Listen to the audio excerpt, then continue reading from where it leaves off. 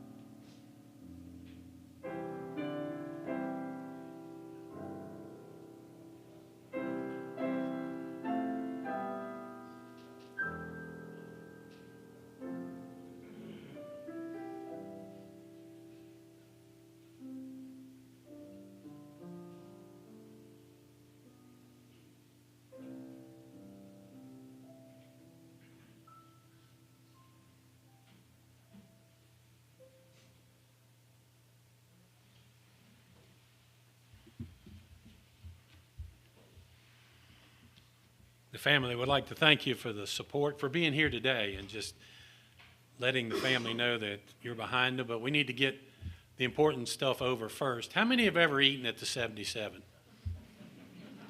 How many have ever eaten at Paul's Barbecue? Okay, you're going to get a chance one more time to have Paul and Hetty cook for you. Because after this, there's going to be a meal at the Wadesboro Ruatan Club, and everyone is invited. And out there, we're going to have a meal, and we're going to tell stories. And I usually say this, when telling your stories, there are young children, and I'm a minister, so just keep that in mind when you think about that. But we're going to open up with some people sharing about Paul's life. How many people seen Paul Radford drive a race car? Yes. Well, I'm Chris Williams. I own the Smart Modified Tour. My dad was the general manager of Martinsville Speedway, and I've got to know Paul, not only of us honoring him, but just his legacy that he's left behind. And so this last week, I've been kind of talking to a lot of different old drivers, car owners, and different people about just the legacy that Paul's left behind. So I'm going to kind of read some stuff, and then I'm going to stop and talk a little bit, but it's going to take a few minutes because, you know, Paul's history in racing is embedded deep into the history not only of this place, but in everybody that ever seen him drive. So we're here today to honor a man whose life moved fast, hard, that will never fade. Paul Radford was born in 1951 in Fern, Virginia, and he left this world the same way he lived in it. Grit, pride, a quiet strength, never needing explanation. Paul passed at 94, leaving a legacy not only for his family, but the racing family, the community that's seen each and every week something that they embedded and wanted to do, that he showed them can be done from a simple man. In the hills of Southwest Virginia, short track racing sits deep in people's hearts. It's a passion. It's a pastime. It's the landscape that Paul comes straight out of. Long before the sanctioning racetracks, long before the high dollar stuff that was going on, Paul learned the hard way of how to control a race car through winding mountain roads, steep switchbacks, horsepower that needed every nerve and every concentration all the time. The ones sitting here know that Paul had a vast history in running from the revenuers, and it taught him how to do it. It taught him a lot more than you'll ever know. The world shaped the generation of race cars talking about running from the revenuers. The difference was Paul stood out. Paul was not only the best, but he strived to be the best at what he was doing. His career took off in the 50s, 5 decades of racing, not only in the modifieds, the coupes, the late models, but everything that he ever got in, he won at. They say 200 victories. Well, for the ones in the sport that knows, a lot of these racetracks never kept records, ever. He won way more. But what he won was people's hearts and just how he controlled himself. There's so many more stories that only you that had conversations with, but I'm going to share a little bit about them. Clarence Pickerel. Some of Paul's success came in Clarence's car. There was a time he ran 80 races. He won 55 of them. 55 in Clarence's cars. Clarence is probably one of the greatest race car drivers he's ever seen for pure talent. He didn't know a lot about a race car. You say, what do you mean? He's driving. Oh, he wasn't going to work on transmissions even though he knew how. He wasn't going to tell you about certain springs to run. But if you put it under him, he would drive it to the best of his ability, and he done extremely well. They say his greatest moment came at Martinsville when he won the doubleheader. A lot of people don't know that he was sick about a week prior to that. I talked to a driver last night that brought a little insight. He said he seen Paul on Thursday when they were practicing, Philip Smith, and he said that Paul was just taking Pepto-Bismol and drinking by the bottle. He's like, I don't know if I can make it. And he says, yeah, you'll make it. He said, no, I don't know if I can. Well, he made it. He won both races. Quoted in the paper saying, let's go have a party. He said, I'm too tired to go have a party. But that's Paul. He was going to give you everything that he had. During that time frame, all records were kept at Bowman Gray Stadium. Before Paul got to the stadium and started dominating in the 70s with Speedy, Paul had already won championships. Paul had already won state championships, regional championships, some of the biggest races before he won at Martinsville. But Justin Mincy, who controls all the history at the stadium, also works for me, and I said, man, just jot down some stuff people didn't know. Paul's been removed from racing for over 30 years. You know what's so amazing about it? He still holds the record for the most poles at the stadium at 52. He was, when he retired, had won 55 wins, the most ever, and he's still in the top 5 today. Paul was a 5-time most popular driver. A lot of people didn't know that. He was a popular guy. People loved being around him. I asked a few of them, I said, what was Paul like? I asked some of the old-time drivers, talked to Darrell Waltrip, talked to different ones, Richard Petty, and he said Paul showed up to mean business. He said he was friendly. He said, but he showed everything on the racetrack. And he beat us each and every time. And what's so impressive is I asked Philip, I said, did you try to get to know him? He said, Chris, he says, the thing about Paul is he didn't want to talk because he didn't want to give away what they were doing. He says, so you had to talk a little bit about him running liquor or moonshine to get him out of his comfort zone. And then he would talk a little bit. And I said, well, so give me an explanation. He said, you know, the revenue he threw out of the car. He said he'd get that started and everybody would talk for hours about that. Or he was running from the law and got clotheslined by literally a clothesline in the backyard. But Paul would open up about that, but he wouldn't never open up about racing. And so Philip said that finally, after Paul had won a couple of championships, his Speedy's car, he won 76. He won 9 races at the stadium. 77, he won 9 races at the stadium. 78, he won 10 races at the stadium. 2 championships, dominating. Finally, Philip got up to him and he says, man, I've got to run you down. I got to know what you're doing. He says, you know what I'm doing? He said, no, what are you doing? He said, man, when that 3rd gear kicks in, we're all good. Just so everybody knows, there's only 2 gears in a modified. But that's how Paul was. So, you know, we could sit here and talk about all the records, but, you know, Paul was much more. You know, he showed up to win. You know, he collected many trophies, and he competed against the best of the best. He competed against the Richie Evans and the Bug Stevens. He competed against Lindley and all the other guys in the sport.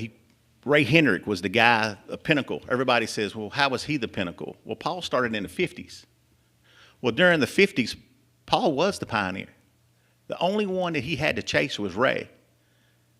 And Paul, chasing that, became one of the greatest race car drivers to ever sit in a race car. It's so funny because everybody that I talked to said the same thing. Paul always saw it on the wheel.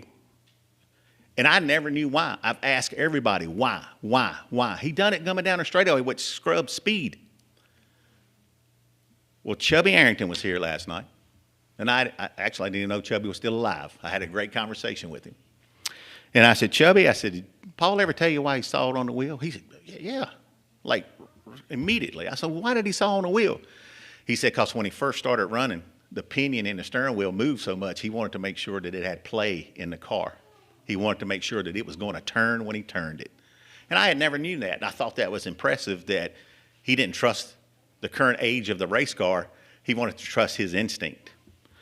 So I can tell you that Paul went on in the 90s, and he went to Franklin County, and a lot of people kind of called him the old man. Paul didn't worry about being called the old man. 3 months into the season, they didn't call him old man. They were calling him champ.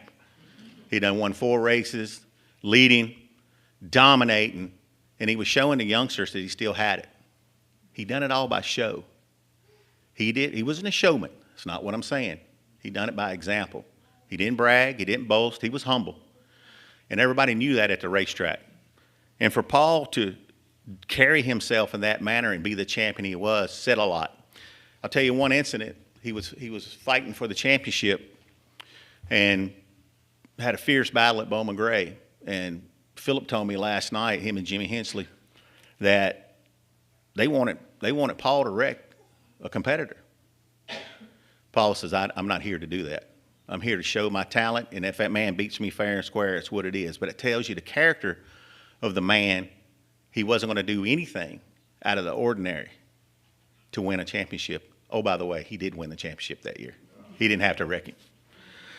So I look down through here and I talk about Paul, and he's in the 90s. Clarence brought him out of retirement. He went to Pulaski. And Clarence said he had a long, deep conversation about it, and Paul kept just looking at him perplexed. It was great that he was coming out. It was great that he was going to drive in another Clarence Prickle race car. But he was still perplexed. And Clarence finally looked at him and he said, what is the deal? What are you not telling me? He said, man, you can't pay me. He said, what? We're going up to win races, get paid. He said, you'll mess up my Social Security. Can't pay me. Don't do it. So Clarence got a big kick out of it. So they raced that year, and they took off really good. They were dominating, and Ronnie Thomas started putting it on at the end of the year. Ronnie started coming on. And Clarence said that Paul was, just giving everything he had, and they were doing everything with the shocks and everything, trying to make the changes that you needed. In the last race, it come down to whoever won in front of the other won the championship. And Clarence was perturbed. I mean, he was really upset because Paul was fourth in practice, and he couldn't get the car better. He qualified fourth, couldn't get the car better. Paul went out, come back in after qualifying, and they were all looking down. And Paul looked at him and said, what's going on? They're like, man, we've done everything we can to give it to you. He said, you got me third or fourth. He said, it's up to the driver to do the rest. Paul not only done it, he won the race and the championship at night. And Clarence said it told a lot about him. And I can tell you, being in racing all of my life, back then that was a man's world from a standpoint of you had to get up on a wheel and you had to find a way to do something more with the race car because the team's done all they're going to do. You can't do that in NASCAR today. You're only as good as the equipment that's under you. And it told a lot about Paul. You got me close enough. I'll do the rest. That's pretty impressive. So we talk about all of the characteristics that Paul had, his championships, his loyalty to his family, his teams, and you'll be remiss by not at least mentioning them black rim glasses. The loyal out there, even people that I talked to said, oh, he had so many bad wrecks that it messed his eyesight up. And I said, what do you mean bad wrecks? He said, well, he was in the mid-calf car at Weaver, knocked every piece of sheet metal off the car in a wreck, every piece. Jimmy Hempsley said it's the worst wreck he's ever seen. Then I found out he's in William Mason's car in the 45, Bowman Gray throttle hung. The laurel is that he hit 25 foot in the tree off of turn 3, and he did. Then he goes up to Kingsport, dominating the race, throttle hangs, and he about tore the wall down. He actually cracked the wall upside down. What a lot of people don't know is I don't think that's why he was wearing those rim glasses. But he won the next 2 out of 3 weeks after those wrecks. He climbed back in that race car and showed him what he was made out of. What I always thought those glasses was for, a little bit about my buddy Dale Earnhardt. He liked to intimidate a little bit. But he was more like a professor. He was more like a surgeon. He wanted to see everything on that racetrack and everything that was going on. Lap after lap after lap, he did it right. He made everybody in the grandstand stand. He made everybody in the grandstand wish they had the talent of Paul Radford. So I'll leave you this. He carried himself with honesty, direction, no shortcuts, no excuses. He was the same man in victory lane as defeat in the garage, at home. He was steady, fair, tough. He was loyal to the point. And number 2 is he had no excuses. He did it his way. It says a lot about the man. It's not about, life is not measured by trophies alone. It's measured by the people, not only who show up, like today, to honor his memory, the stories that'll never fade with him because there is so many that we're not even touching today. It's the respect earned, not demanded. He did it the right way. I say this to the family, to the racing community and everybody else. You were blessed to know Paul Radford. You was blessed to see him wheel a race car And may all your stories and your memories from him continue on, because it don't stop when the checker flag falls. Thank you. Who else? Somebody else had, going to share? Not yet. Was there somebody?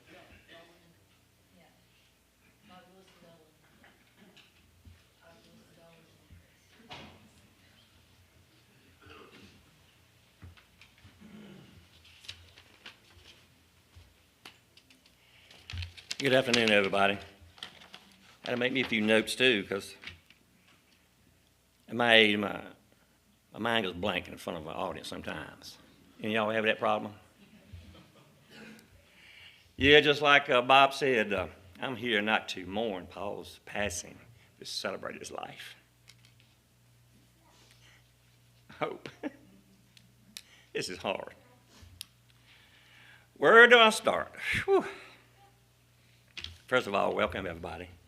If you don't know me, I'm Bobby Radford. Paul was my uncle. My daddy and Paul was brothers. My dad was 1 year older than Paul.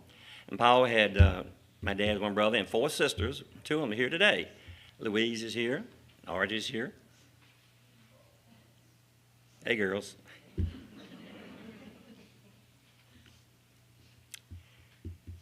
Yeah, I could tell you stories about Paul and go on and on and on and on, but we'll do that at the Riverton Club.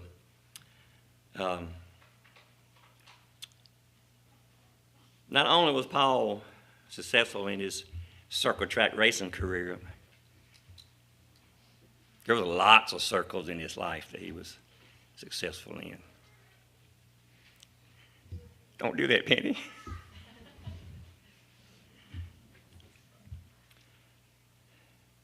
You know, in his circle track racing, he made a lot of friends in a lot of places.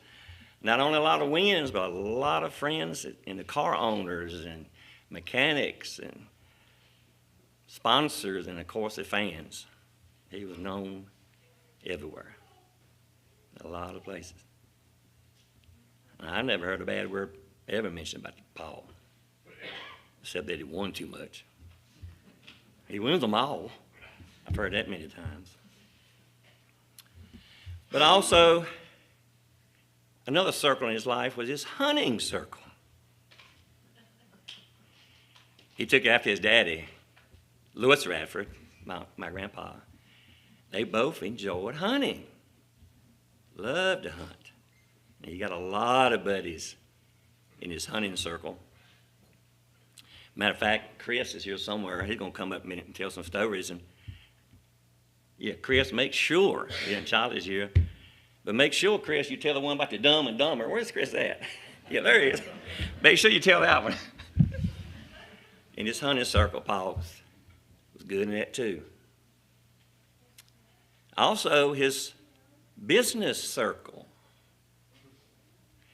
I mean, him and Hetty opened and built and opened the 77 restaurant back about 1960. Ran it for several years. Met a lot of people.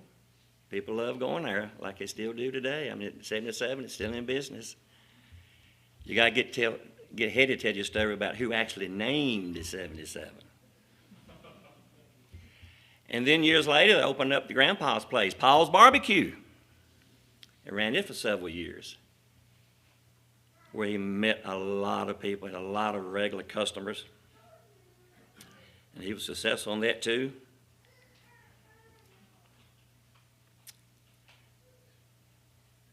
And Paul and his sister, Louise, they were known as the clowns in the family. When we had family events, they kept us laughing the whole time. We left there with smiles on the faces, sometimes laughing so hard. And Paul did the same thing, especially at Paul's Barbecue. Him and his customers would just pick on each other, tell jokes, play pranks all the time. And I can tell you a bunch of those too, so I'll save it for later. But a lot of people love going to Paul's Barbecue, especially during the winter months on Saturday morning, when Paul fixed his famous squirrel dumplings. Woo! I can taste them now. And you can walk in Paul's Barbecue on a typical Saturday morning back in the wintertime, and as soon as you walk in, you can smell that apple brandy.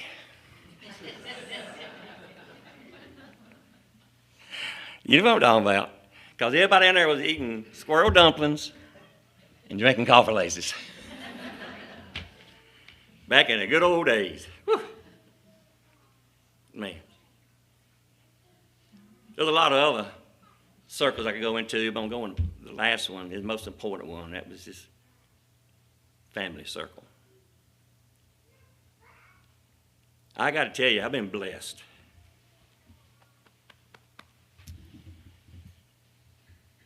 To have the best aunt and uncles a man could have. The best. And me and Paul talked on occasion about where our blessings came from. He knew he was blessed, and God blessed our family so much over the years and still does. He knew that. He was a family man, a good old country boy.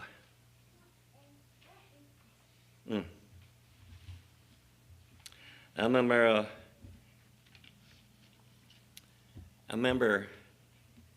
talking to Hetty one day years ago, and I said, Hetty, I said, good thing you didn't marry Richard Petty. She said, why? Well, Hetty, what would your name be if you married Richard Petty?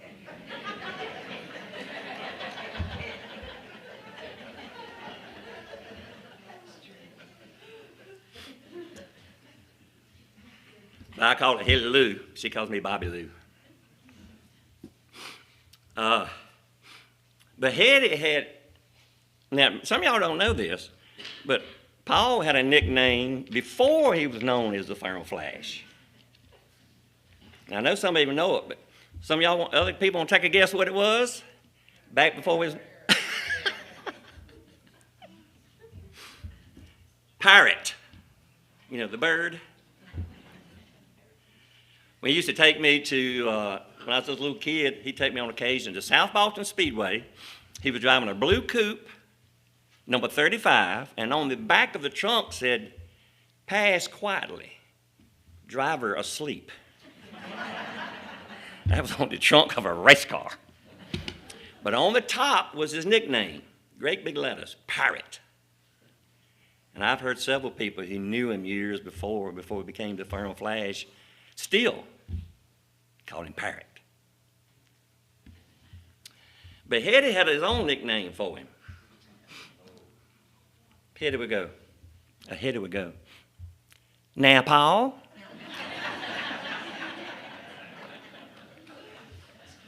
I've heard you say that so many times. Some occasions it would be, now, Paul.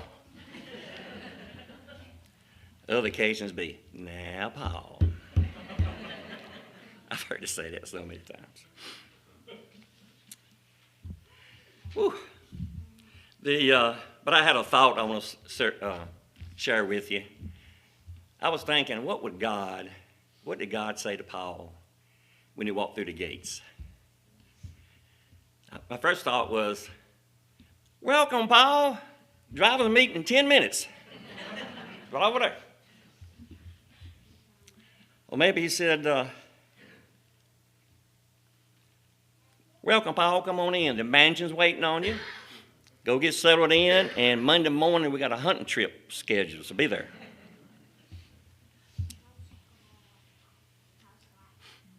Or maybe he put him to work. Come on in, Paul. Good to see you. I'm going to put you in charge of the breakfast menu. I want some of them squirrel dumplings you used to fix. But my last thought was, this is probably what God said. Welcome, Paul. Some folks here want to see you. And he points over to Daddy. Francis, Jean, and Paul Jr.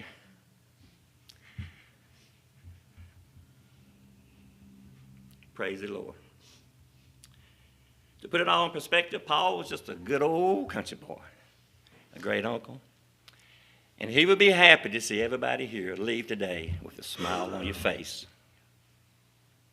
A big smile. So thanks for coming. Thanks for your friendship, your love, and your prayers. And God bless all y'all. Thanks so much.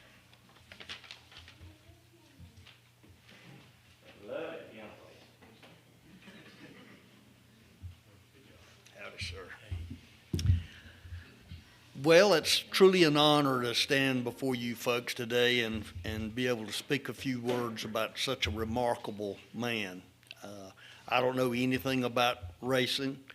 I can't drive a nail, but I do know that I met Paul Radford and his brother CL when we bought a spot of ground up in the Endicott area, and Paul and CL had a loader, and they went up there and cleared us off the place to build a house up there. And that's how the 30 wide year journey with the famous Ferrum Flash began. And not too long after we built the cabin, we had a camper, and my wife and I and my son and Miss Hetty and Paul went with us to Branson, Missouri. And we drove out there and camped on the way. And this one particular day, Paul was riding up front shotgun with me, you know, and he was scared to death of my driving anyway. I had driven for about 10 hours and my eyes were very, very tired, and I was really not supposed, I shouldn't have been driving. I was very tired. And I got really close up on a vehicle, and Paul hollers, "Whoa!" And I just locked the brakes down, and of course everybody was startled. And I said, "Dang, Paul." I say dang. I probably didn't say that, but we'll use it for the venue that we have. And I said, "You scared me." He said, "What you think you done to me?" And I was listening to Bobby Lewis talk about the squirrel dumplings, and they really are fantastic. I had never even heard of such a thing until I met Paul. But he, being the contestant he is, and always wanting to make a sport of what he was doing, he came to the cabin and said, "Let's go squirrel hunting. Miss Hetty says she'll help me make some of them good squirrel dumplings if we kill some squirrels." He said, "Now, I want you to be sure that you shoot them in the head. Now, you ain't going to have a bunch of hair and mess in there. They're terrible to try to clean up if you don't shoot them in the head." Well, you know, I had been squirrel hunting before, but not with a .22 rifle. And so anyway, we picked out our spots, and he went one way and I went another, you know. And about 10:30, 11 o'clock, we come back, and Paul pulled out his coat, and he had 3 or 4 squirrels, and every one of them was shot perfectly in the head, not a mark on them nowhere. And I began to pull my 3 or 4 out. They were shot in the feet and in the belly. You know, he said, "What in the world happened?" He said, "Man, you got to throw these away. You can't clean them nasty things. They're tore all to pieces." I said, "Well, they were moving, Paul. They didn't ever get still." He said, "Well, the ones I was shooting won't paralyze, you know." So anyway, he said, "No, you either can't shoot or your barrel's bent, you know." And one other occasion I remember, my son and his cousin Jeremy were staying the night up at the cabin, and Paul had wanted to, let's go, I don't know where that place is you pick cherries at, whether it's around Floyd or where it was, but there was a Patrick County, yeah. But he said, "Let's go up there and pick some cherries." And man, it just sounded like the thing, you know, those big black cherries. Miss Hetty would, you know, make some of the best jams and jellies, sure enough. And anyway, we went up there on that old Jeep, and the ladders were already in these trees, and we climbed up there with the buckets, and you pay for what you pick, and we were just eating them up, man. For every two I put in a bucket, I ate a half a dozen, and the boys were doing the same. And we had been up there probably 30, 45 minutes, and Paul says, "Hey, these things has got worms in them." Well, everybody stopped at the same time and looked at what they had in their hand, and it's bad to see half a worm in a cherry. You remember them, don't you, Miss Eddie? And anyway, we went ahead and picked some, and Paul told the man, said, "Man, these cherries are wormy." He says, "Well, that's protein." Paul said, "No, that's worms, is what that is." Anyway, we brought them back. Miss Hetty, she won't go make no jellies with that worm cherry stuff.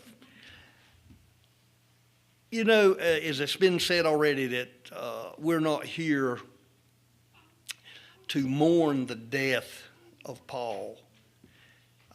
Everybody's got to do this. Everybody in here, I'm going to do it, and y'all are going to do it.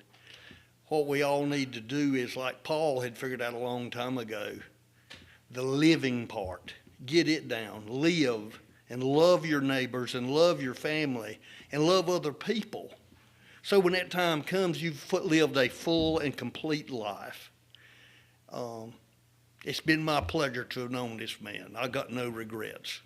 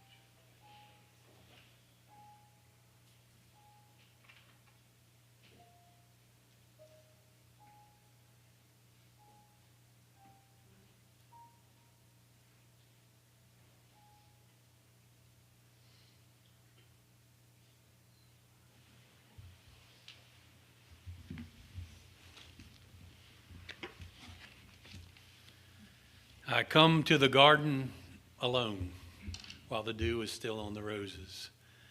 Paul would go out and walk around the property, get down by the pond and watch the stuff outside, the animals and just nature, and he'd come back and he would tell Eddie, "I've just been in heaven." He enjoyed God's creation. I got some good news for you today, as good as I can give you on a day like this. Paul has stopped dying and started living. Everyone in this room is dying. And I'm not telling you this to scare you. I'm just telling you the truth. We will meet this one day. I read a statistic recently, 100% of people die. Everybody's going to do it, But see, up there in Ferrum last week, he stopped dying. And now he's eternally at rest with God. And thank God he got to go home for Thanksgiving. He's with family. He's with friends. And they're up there enjoying. And we can see him again. We who know the Lord don't come here to say goodbye. We're here saying, hey, Paul, we'll see you a little later. Talked a lot about racing. And I don't know a lot about racing either.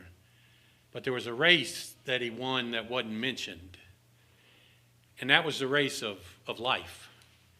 The Bible says this: "For I'm already being poured out as a drink offering, and the time of my departure has come. I've fought a good fight. I have finished the race, and I have kept the faith. From now on, a crown of righteousness is laid up for me, which the Lord, the righteous judge, will give to me on that day, and not only to me, but all who have longed for his appearing." I've fought a good fight. And he literally did that in the armed services. He fought for our country. And he was a servant in that way. And he went and served, and he went so others could have freedom. And I'm thankful for people like him, because we wouldn't have the open churches and things like that if it wasn't for him going and fighting for that freedom. He fought a good fight.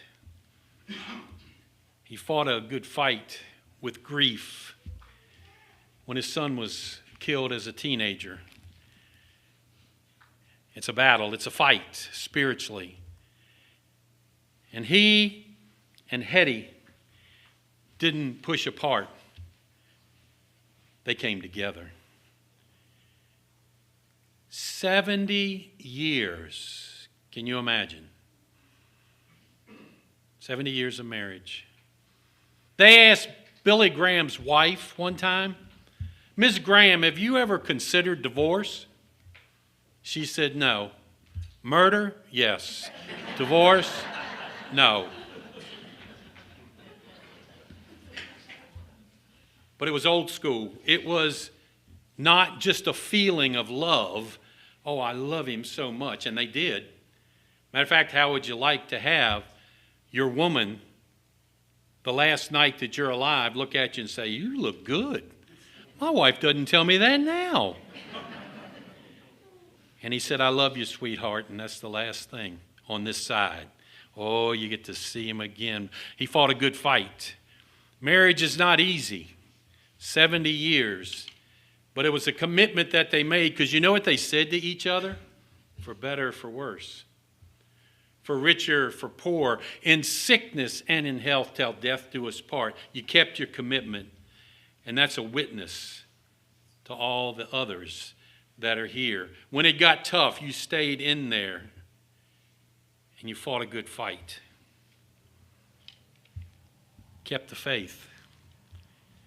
He was a man of faith.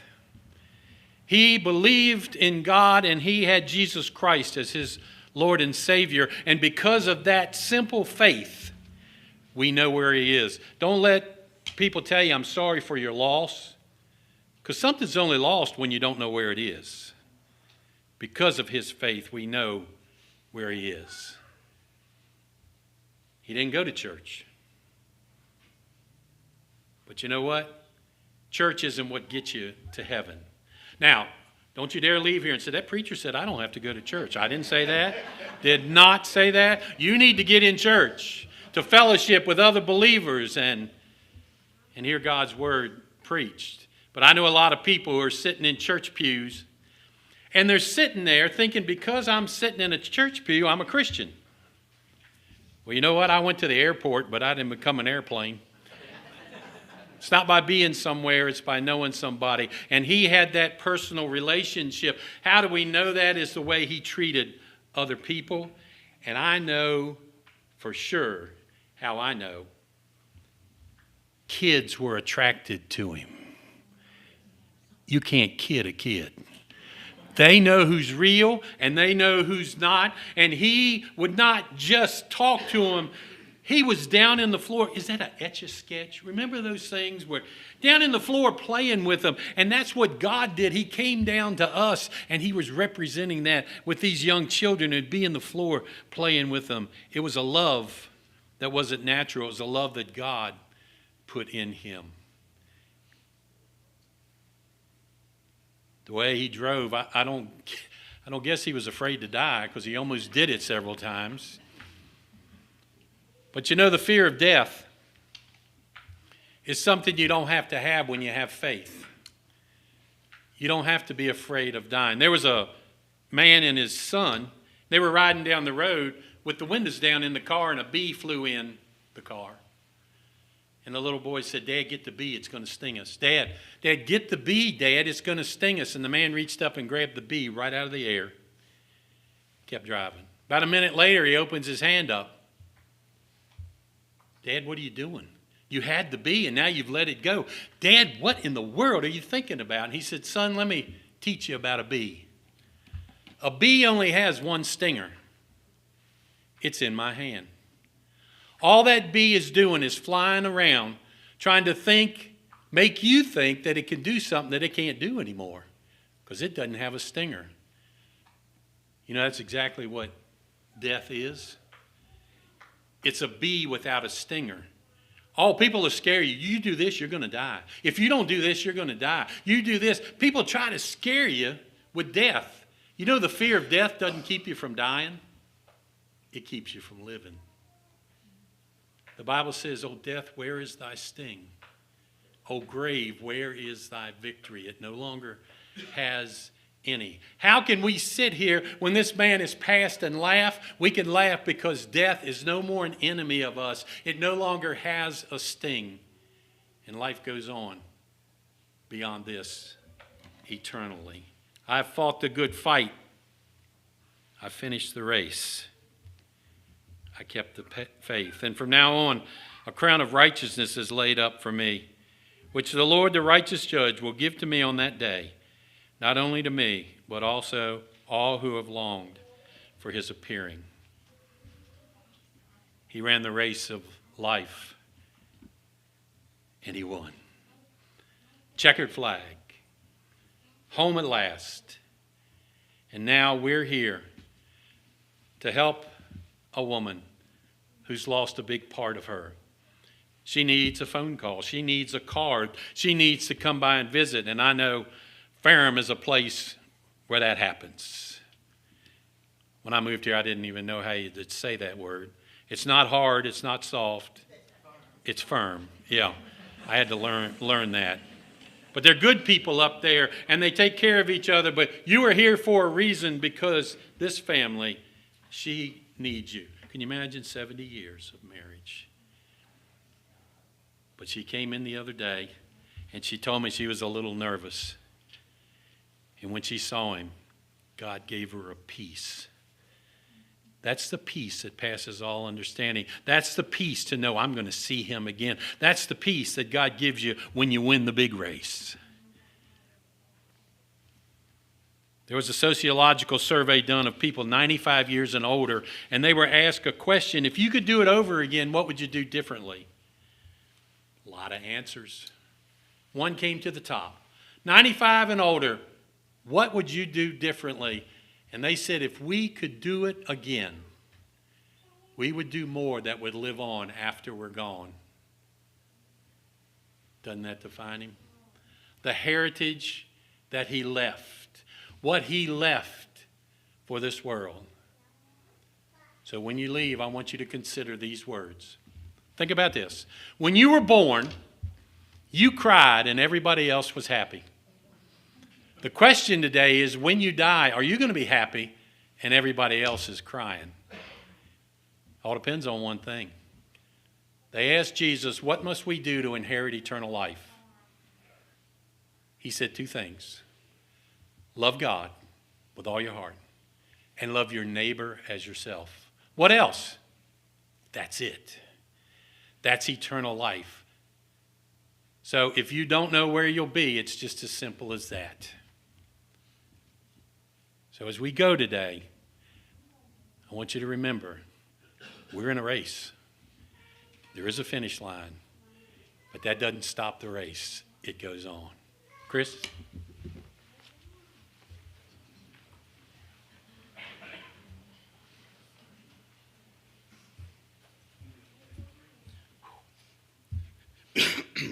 I'm Chris Perlman, and I grew up just up a hill from Paul and Hetty. And I'm going to get tore up this show of the world. But anyway, I know I worried him, golly, from the time I was just big enough to walk down there. He took me in and done stuff with me that he definitely didn't have to do, you know. But he was so exciting. When I was little, I looked up to him so much. I mean, everything he done was just I idolized him, you know. He'd drive him cars, but he done about quit racing before I come along. I mean, you know, he was in his last years of racing when I was little, but I got to go with him the last 3 or 4 years a lot. But when he used to take me rabbit hunting and just all kind of stuff. But I'd always look down there, you know, from the house. I'd look down there and I just wonder what exciting he's fixing to get into next, you know. And I'd be having to go to school, and he'd be backed up loading them dogs up. And I'd be getting ready for school, and Hetty, she'd be going to work, and he'd be backed up there loading them dogs up, you know, and they'd tear me all to pieces. You talking about a long day at school? Now, it was. I'd have to sit there thinking about them, him and Charlie, rabbit hunting. He'd go off down there, and, I mean, he lived a good life. And, I mean, he just done everything he done. I mean, even the work that he done, I couldn't get enough of that. You know, if we was cutting wood, I enjoyed it to I mean, I'd really cut wood of him, and I mean, just anything we're doing. He made a good time out of it. And anyway, I was telling y'all about that rabbit hunting thing. When I'd come home from school, you know, and he'd still be gone, God, he'd tear me up even more. I knew they was having a day like no other, you know, and I'd just sit up there and look down at him and wait for him to come in that old blue Ford. And he'd come in, you know, and I mean, I'd run down there. He couldn't get out of the truck before I'd done. I'd peeping over the back, see what he had. And it might be anything, you know, because he didn't care, you know. I mean, he had the nerve, you know. And I just can't say enough. I'll get tangled up trying to tell y'all some of this stuff, but like at bulldozing and stuff that he done, you know, him and C.L. there for a little while, they got into the bulldozing and stuff like Dolan was saying, and they done a lot of work just right around close to home, and I'd go with him. And that was the greatest thing ever, to get on the bulldozer, and I'd help him shovel the tracks out and grease it and all that, you know. And C.L. had done most of the bulldozing, and Paul would drive a dump truck. And he was doing a job up there at Bob's, up there at my uncle's. And every evening when I'd get in from school, I'd tear off up there just fast so I could go, so I could ride the dump truck with Paul. And C.L. had a little single axle International, and it was a short little truck, you know, and you couldn't put 2 or 3 buckets of dirt on it with a loader. Well, I'd go up there and they'd be hauling dirt, and I'd get in with Paul and ride that truck, you know, and he'd carry it dumping over a bank, and I'd be talking to him and mess him up, and it had a lever where you'd have to open to let the tailgate dump the dirt, you know, and me and him was in that thing one time, and he'd back down over the bank and was going to dump that dirt, and I was talking, and we was telling some big tale, you know, and he pulled the lever, and that thing started coming up, and all that dirt went to the back, and the gate didn't open. And that sucker hit stood up. I thought it was turning over backwards. And it rolled right straight up. I mean, right up it went, you know. And he said, daggone, we're going to have to pay close attention to what we was doing. But I was always just right there. I was trying to get some kind of exciting tale out of him and telling him something about what I'd done or whatever, you know. But that's what I do now, is bulldozing work.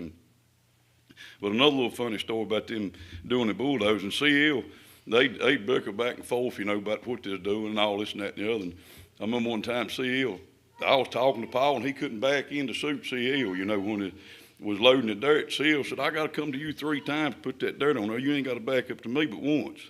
And so Paul, he'd back up, and I'd be talking to him. He'd get plumb crossed up, you know, and C.L., he'd get aggravated. And so he got out and laid little rocks down on the ground. And he said, now look at here. He said, you back right inside them rocks right there like that. And we hauled another load and come back, and Paul missed the rocks. And then get over there and C.L., he cut that loader off, and he told me, he said, you might win a prize running forward, but said, you'll never get in there and going backwards. He said, I thought that was fun. I like died laughing. I was little, but I remember that I got so tickled. And he said, you can't shoot him. He said, fight it back at the inside of the rocks. He'd want me over yonder, you know. But that was a funny little something that we done.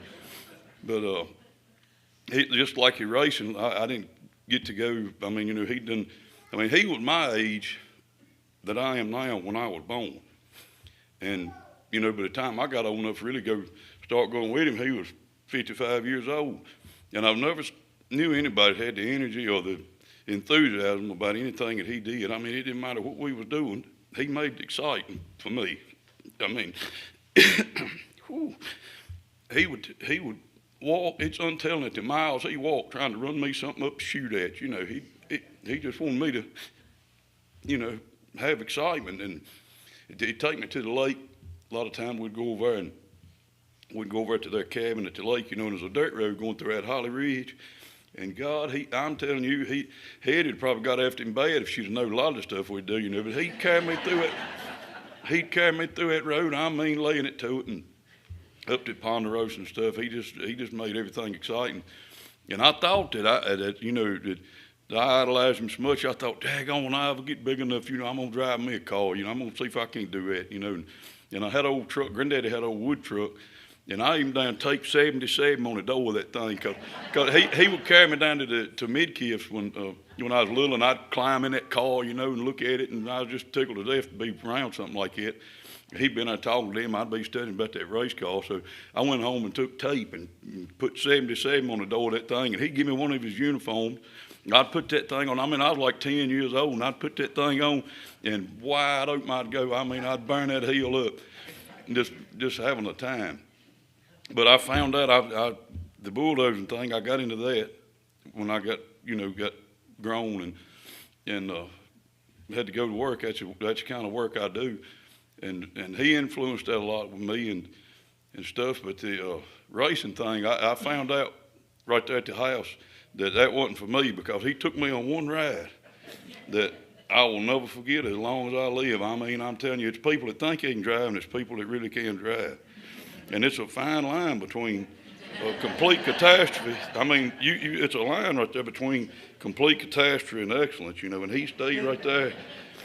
But he took me up 623. A buddy of mine had a new Camaro, and we took his tailpipe. I mean, a brand new car, and we took him muffler loose on it so it'd be loud, you know. And I went down, I said, take me riding in this thing. I want to see what you think of it, you know. So, and it was a hot rod car. And so he took and got in that thing. We went down to Furham like he was going to 77 and turned around down there. And he opened that thing up, and I'm going to tell you, when we went through my mama's, I screamed. I was begging him to let off. I mean, it done scared me so bad. I mean, I was terrified. And we went in the curve up there at the Buckner house on the right, big old house that's been there forever. And we went in that curve, and he blacked the road with all four tires. I thought we was wrecking. I mean, the tires were squalling. And we went in that curve, and he was laughing. He thought, it just tickled him to death that he scared me that bad, you know, because the dirt road episodes wasn't never that fast. You know, that was just a lot of sideways stuff. But darn, he showed me one time, but I didn't have what it took to do that. But I did go on to do some bulldozing.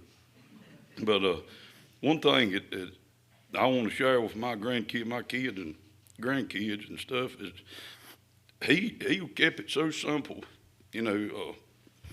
I mean, he bought the truck that he drove, that old Ford. It was a 78 model, same year I was born. And me and him were still riding that very truck, and I was 30-some years old going hunting. You know, he didn't go get him a new truck. He toted the same old gun. I mean, even down the rabbit hunting breeches, I believe he wore them for about 30 years, because they weren't nothing but just shreds, you know. I mean, he had, you know, where the briar breeches and stuff, he wore them things plumb out. But he had it figured out, he really did. He knew that people was where it was at. You know, it wasn't about the latest and greatest gun or new camouflage or truck. It was about his people. And I'm just so thankful that I was one of them. Because he laid the groundwork for me to have some mighty good living. You know. We shot that dummy dead. I got to get over.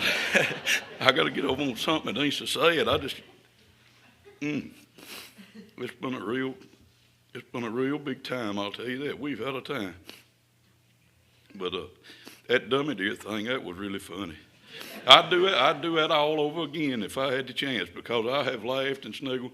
And some of them said Hetty got after him on that worse than about anything, because it took me, a little kid, went off down and done that.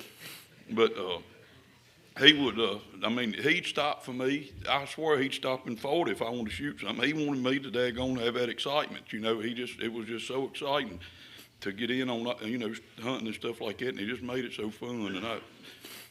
And I hope I have that same excitement for my kids and stuff, because I just can't imagine him at 55 and 60 and 65.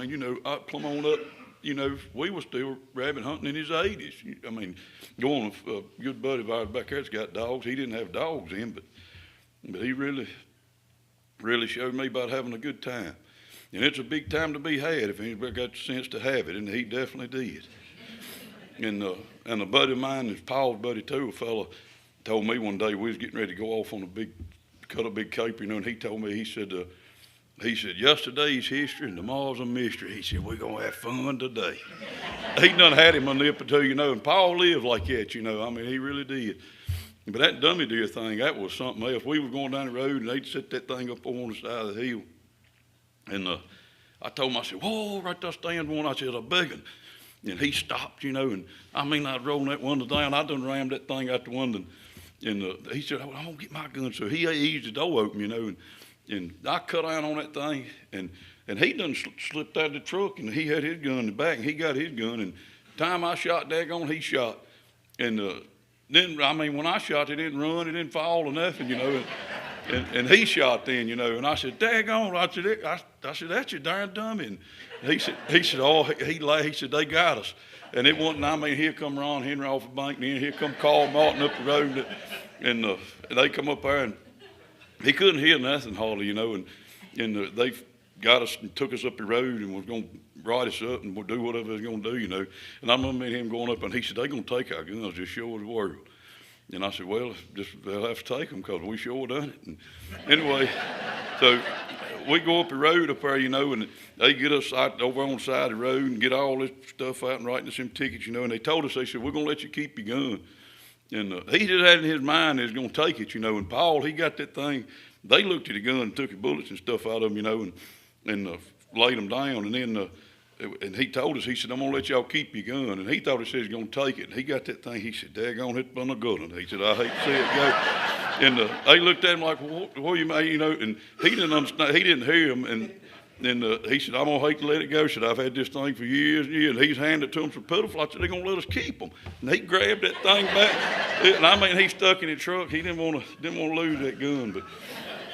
But anyway, we've really had some times, and as long as I got a breath in me, don't lose my mind. Paul Radford, anybody around me much gonna know about him, because I got stories endless. He took me, and I can't say enough about what he done for me. And he lost Paul Jr., and I lost my daddy, and we just fit. Somewhere or another, I don't know what it was, but we just fit. And when we used to go around, I was about to forget to tell this, but I'd tell him, I'd say, daggone me and you having a time. I said, Hetty, she'd be working at the post office, and I'd tell him, I'd say, now, daggone, when I grow up, I'm going to get me a woman just exactly like yours, where I can daggone ride up and down the road and hunt and carry on, and fish and just do all this fun stuff, and she can work at the post office, and I'll just keep hunting. And I'll be daggone if my wife didn't wind up with Hetty's job. Sure did. She did wound up Hetty's job, and I've lived it up too, I tell you. But it just I just can't say enough good stuff about him. And I told him one time when she got pregnant, I told Mama, and I went up there and told my mama and granddaddy, and then I went to tell Paul.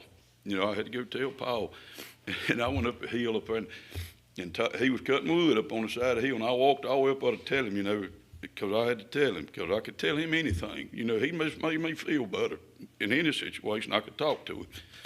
And I went up there and told him, I said, I done swelled up. He said, do what? I said, daggone, I done swelled up.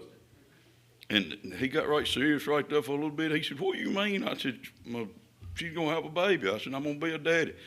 And he had the dangest look, and I know he was thinking, oh, hell. See, you know, another one of me coming along, you know, I was just about to get grown. But I had 3 families right there. Every kid ought to have the opportunity to have the love that we had there on that hill is unreal. I was right in the middle of my mama and granddaddy up on the hill, mom and daddy, and then Paul and Hetty. And I had the same as 3 loving families right there all the time that I could, if I couldn't eat at one place, I'd get me something at the other, you know. I mean, I was up and down the hill sometimes all 3, yeah. Yeah, I used to get a kick out of how much eating I could do, but anyway, I just will forevermore be grateful for all that Paul done for me. He was a fine man. We're going to play y'all a tune. So, if they want to come up.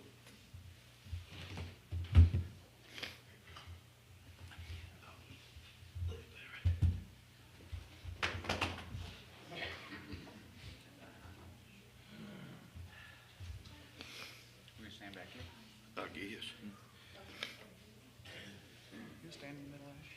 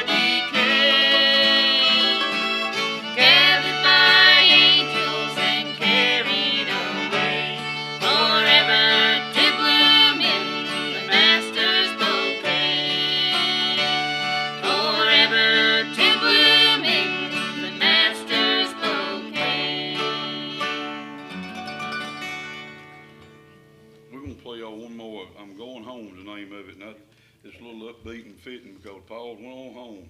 And I look forward to seeing him again one of these days.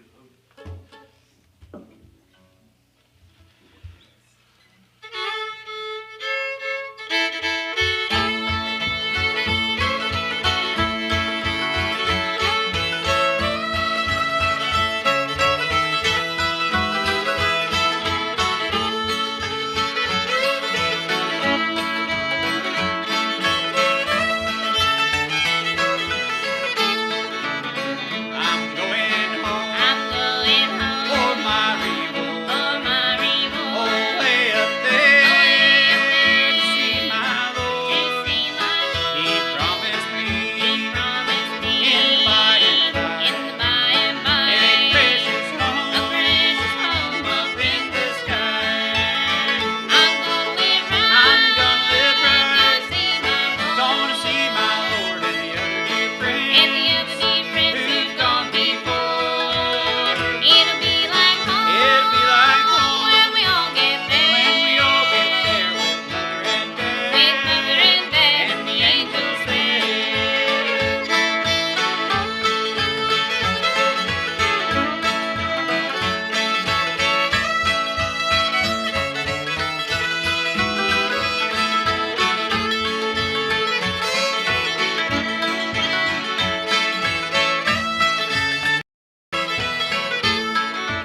Oh, the time will Oh, come. the time will come. Be ready to go. Be ready to go. What the Lord has planned. What the Lord has planned. You'll never know. You'll never know. Take a chance So take a chance and lose your soul. and lose your soul. Hear the angels play. Hear the angels play on the harps of gold. I'm gonna live right. I'm gonna live right. Gonna see my Lord. Gonna see my Lord and the other dear friends. And the other dear friends who've gone before. It'll be like home. It'll be like home when we all get there. when we all get there with Mother and Dad. With Mother and Dad and the angels there.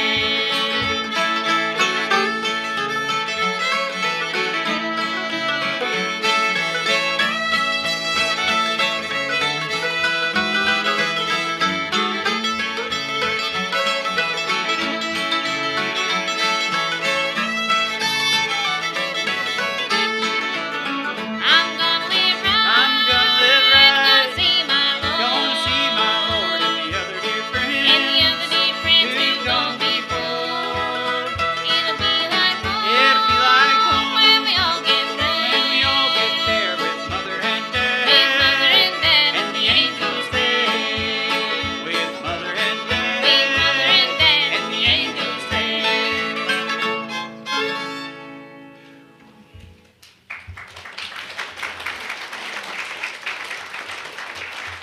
Waynesboro, Roatan, time for stories, time to eat, time to do the things that all love to do to remember him. And I'd like to just bless the meal right here so we don't have to do that. We'll have it done once you get there. Just eat, just save me a chicken leg. That's all. We have a video at the end you need to watch, but I'd like to close this with prayer. Father, thank you for a remembering time. A true memorial, a true celebration of life. Thank you for his life and how he touched so many people and was always trying to give it away. So Lord, do bless the family, give them peace.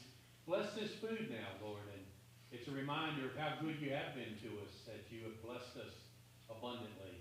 And bless it to the nourishment of our body and the hands that prepare it. We thank you and love you. In Jesus' name I pray. Amen. Short video.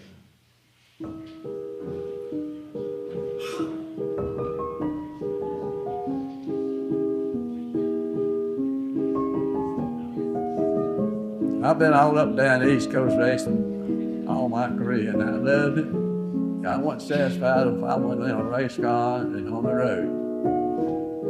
And I got hooked on racing. Then, after I come back out of the Army, I got back into racing. Had a daggone bumper off of 37 Ford go across the top, and the cast iron water pipe come down the side of the door. It was welded in. Then I had a seat out of a bus, out of a school bus. That's what I had to sit in. I just loved it modified. I just love racing modified. It's just more exciting. That's the reason I raced, was the excitement, was just being able to outrun the rest of the guys.